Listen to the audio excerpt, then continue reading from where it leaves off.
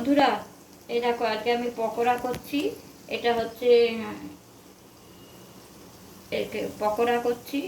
এটা হচ্ছে বিউলির ডাল আতপ চাল ভিজিয়ে 2 ঘন্টা রেখে দিয়েছি।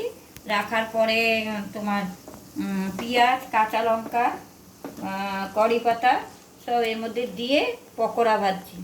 এই পকোড়াটা 2 ঘন্টা ভিজিয়ে রাখতে হবে, তবে গ্রাইন্ডারে পেস্ট করে নিয়ে এটাকে এরকম করে নুন দিয়ে একটু করতে হবে। খুব টেস্ট হয় খেতে।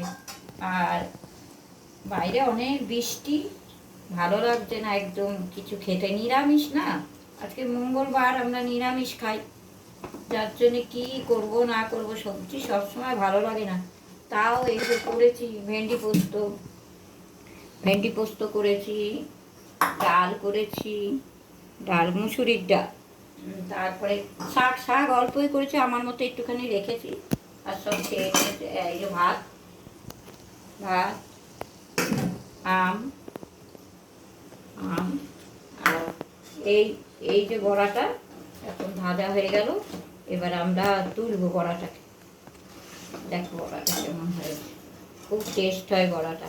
এটা ভাত দিয়ে ডাল দিয়েও খাওয়া যায়, বা সন্ধ্যাবেলা স্ন্যাক্স হিসাবেও খেতে পারো। খুব ভালো লাগে খেতে, সস দিয়ে। দেখো খুব সুন্দর হয়েছে না, খেতেও, দেখতেও সুন্দর, খেতেও সুন্দর।